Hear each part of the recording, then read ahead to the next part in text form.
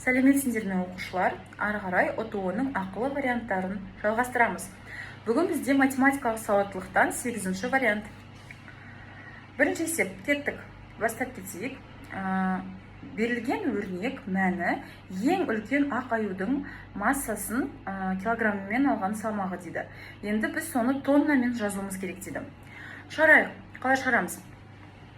Есептейміз. 2-ның 3 дәрежесі көбейту 5-тің квадраты, қосу 10-ның квадраты дейді, я? Сыртында 3 көбейту дегені бар.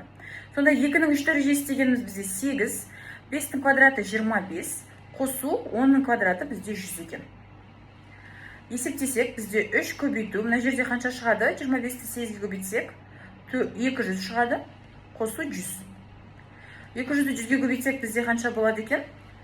3 көбейту 300 болады екен. Ол дегеніміз 900 килограмм. 900 килограммды біз тоннаға айналдыру үшін 1000-ға бөлеміз. Ол дегеніміз 0,9 тонна дегенді білдіреді екен. Болды, осылай есептеп шықсақ жеткілікті.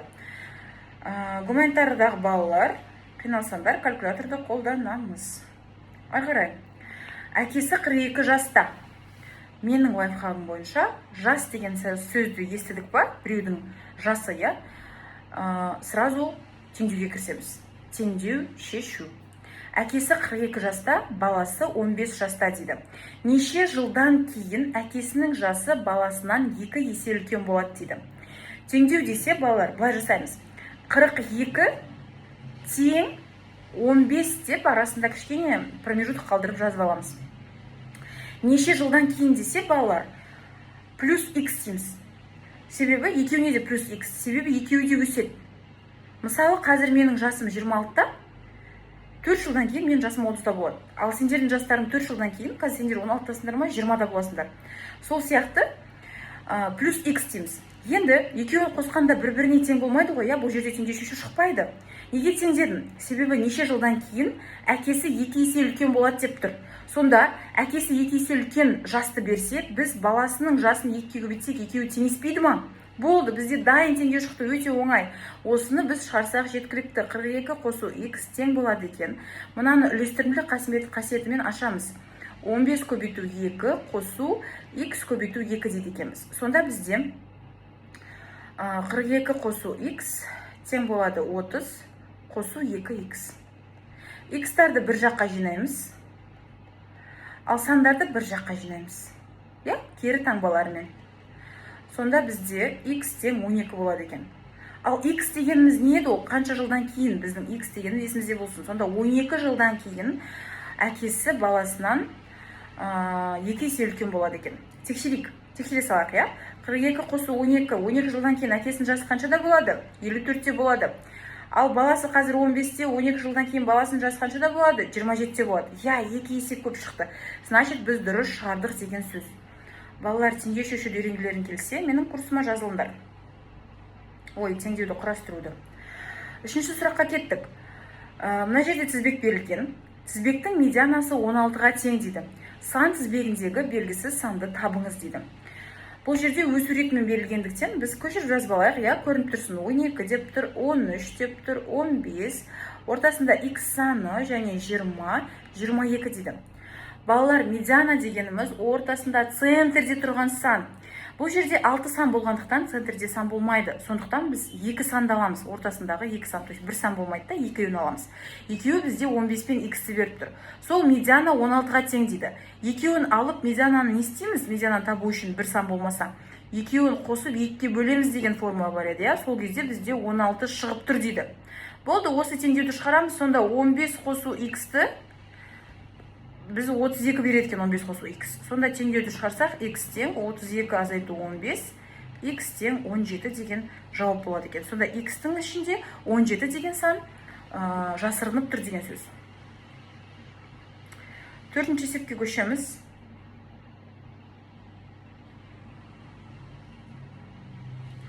Қорапта 6 қызыл, 8 сары, 4 көк шар бар дейді. Демек, қанша шар бар екен есептеп алайықшы?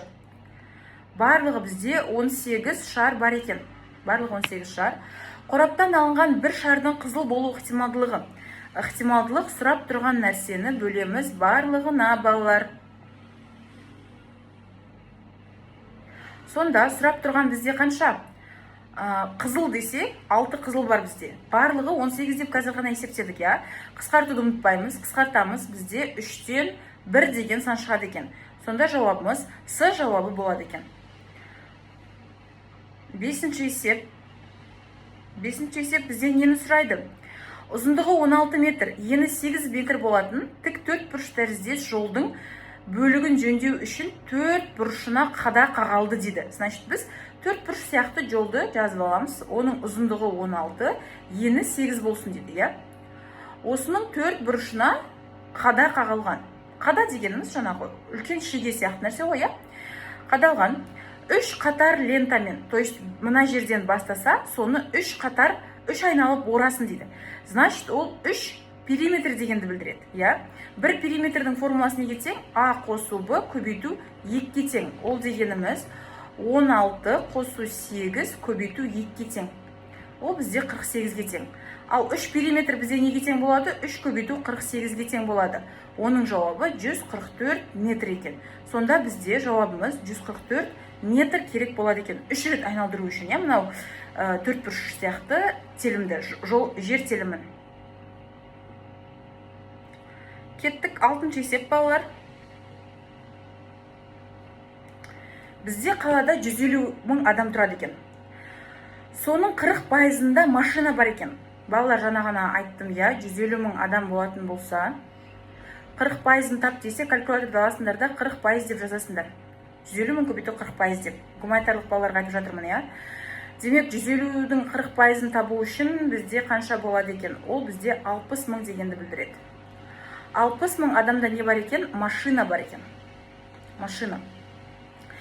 Әр автокөліктің жүрген жолы 15 мың километр екен. Әр автокөлік жылына 15 мың жүреді екен.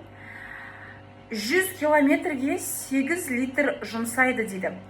Значит, давайте тауып алайық. Егер әр автокөлік 15 мың жүрсе, 100 километрге 8 литр кетсе, значит, әр автокөлік қанша литр жұмсайды екен? 15 мың километр жүретін машина қанша литр жұмсайтынын білмейміз, я? Ал 100 километр жүретін болса, қанша жұмсайды екен? 8 литр жұмсайды екен. Сонда осы жерден табатын болсақ, бізде қанша шығады екен? 15 мыңды көбейтеміз 8-ге, бөлеміз 100-ге. Нөлдер қысқарады, значит, бізде 1200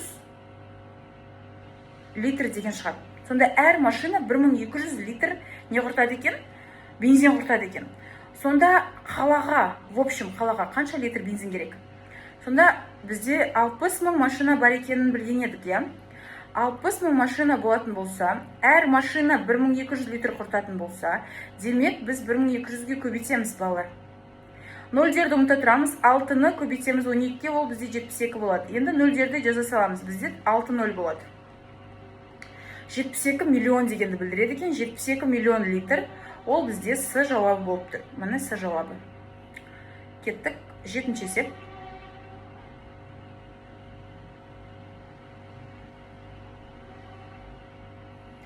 7-ші есеп не дейді?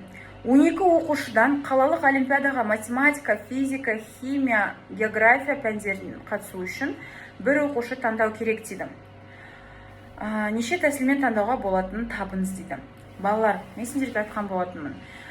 Бір 12 оқушыдан 4-еу таңда, 12 оқушыдан 5-еу таңда деген есептерде, егер статус болмаса, я, то есть оның рөлі болмаса, біз ценкамен қолданамыз.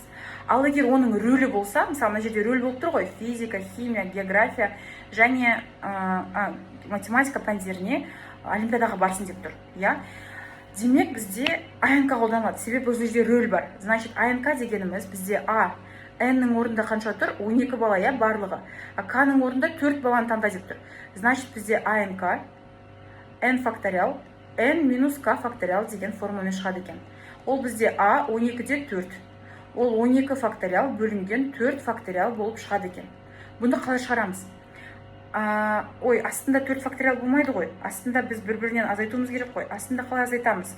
12-ден азайтамыз 4-ті, соның факториалы. Сонда бізде 12 факториал бөлінген 8 факториал болады. Бұны қалай шығарамыз? 12 факториал дегеніміз 12-ге дейінгі сандардың көбейтіндісі. 8-ге дейінгі факториал дегеніміз 8 факториал дегеніміз 8-ге дейінгі сандардың көбейтіндісі. Сонда 12 факториалдың ішінде 8-ге дейінгі сандар точно бар ғой, демек оны біз 8-ге дейінгі сандар деп жазамыз. Потом 12 факториал болғандықтан 12-ге дейін толықтырып жазамыз. 9, 10, 11, 12 деп жаза саламыз. Сосын оны бөлеміз 8 факториалға. Себебі біз 8 факториал мен 8 факториалды қысқартқымыз келді. Сонда 9 көбейту 10 көбейту 11 12-ні калькуляторға салатын болсақ, бізде 11880 деген Б жауабы шығады екен, балалар. Жалғастырамыз. 8-ші есеп. Мына жерде заңдылық бар. Заңдылықтың сұрақ белгінің орындағы санды табыңыз дейді. Заңдылықта ешқандай формула болмайды. Бұл жерден бізде қана нені таба аламыз? Логика арқылы таба аламыз. Міне қараңдаршы. Егер бізде ешқандай белгі берілмесе, мына жерде горизонтально. Бұлай заңдылық тұр. 3, 7 болса 58 шығады дейді. Ал 4 пен 3 болатын болса белгісіз сан шығады дейді. 5 пен 6 болатын болса 61 шығады дейді. Енді ойланайық. Бір-біріне қосып азайтып көбейтсең шықпайды. Мысалы 3-ке 7-ні көбейтсең 21, 58 ешқашан шықпайды. Үлкенде сан болғандықтан мен бұның квадраттарын ойлап тұрмын. Мысалы 3-тің квадраты 9, 7-нің квадраты 49. Ол екеуін қоссам, менде неше шығып тұр? 58 шығып тұр. Келесі 4-тің квадраты 2-нің квадраты. 4-тің квадраты 16, 3-тің квадраты 9. Сонда бізде 25 шығады екен. Мынаның орнында бізде 25 деп тұрмын. Келесін тексеріп көрейік. 5-тің квадраты мен 6-тың квадраты. 5-тің квадраты 25, оған 36-ны қоссақ 61 шығып тұр. Демек бізде жауабымыз 25 деген жауабымыз сәйкес келеді екен. Заңдылықты толық түсінгілерің келсе, менің курсыма тіркеліңдер. Курсымда барлық түрлерін үйрететін боламын. Кеттік, ары қарай. Концентрация. Концентрацияға есепті тек қана бір жолмен түсіндіруге болады. Бір жолмен ғана шығаруға болады, балалар. Бір ғана тәсілі, ол банка тәсілі. Менің курсымда түсіндіріледі. Қазір де түсіндіріп өтемін. Әрине, мысалы, мына жерде концентрациясы К% болатын М грамм тұз дейді. Біз банканы сызып аламыз. Концентрация десе, сразу банканы сызып аламыз. Банканың астына осының қанша массасы қанша екен жазамыз. Толық массасы 100%. Бұны М грамм деп тұр ғой, міне М деп жазып қоямыз астына. Банканың ішіне қанша процент екен жазамыз. Банканың ішінде қанша процент болып тұр? К% болып тұр, Ал үстіне нені жазамыз? Сол ерітіндінің қанша екен жазамыз. То есть М-нен К% табамыз. М-нен К% табуды мен сендерге айттым, калькуляторды алып көбейтесіңдер деп.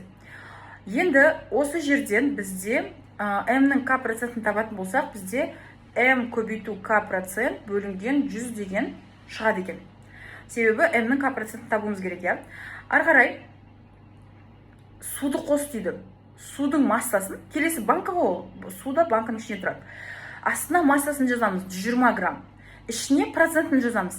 Ал таза су дегеннен кейін ол жерде процент болмайды, балалар. Бұның ішінде 0 болады, процент жоқ. Мына жерде тоже 0 болады. Ол жерде ештеме болмайды, себебі тап-таза, оның ішінде ешқандай тұз жоқ. Енді соңғы ерітіндідегі тұздың концентрациясын тап дейді. Соңғы ерітінді бізде үлкендеу банка шығады. Мына жерде М килограмм еді, мына жерде 120 еді. Сонда екеуін қосамыз. Концентрациясы қанша екенін білмейміз. Мына жерде концентрацияны алып барып жазып қойып жүрмеңдер. Себебі тұзды суға, тұзды ащы суға таза суды қоссаңдар, оның тұздылығы азаяды. Значит, процентный соотношениесі ол қалпында қалмайды. Енді үстіндегі тұздарды қосайық. Тұздардың массасы мына жерде 0 болғандықтан, мына жақтағы ғана бірінші ғана массасы қалады екен. Енді осы жерден біз көбелек тәсілін шығарамыз. Мынау астындағы М қосу 120, Ол бізде қанша пайыз болады екен? 100%, себебі ол толық масса. Ал үстіндегі М, К бөлінген 100 дегеніміз ол қанша пайыз болады екен? Белгісіз пайыз. Міне біз осы X-ті қазір табуымыз керек. Біздің мақсатымыз осы концентрация, мына жердегі X-ті табу, балалар. Сонда бабочкамен шығарамыз. Бұл жерде біз X-ті көбейтеміз неге? М қосу 120-ға. Ал МК бөлінген 100-ді көбейтеміз 100-ге. Сонда бізде не шығады? Бұл жерде, мына жердегі К% еді ғой, К% 100-ге бөлеміз. Сонда бізде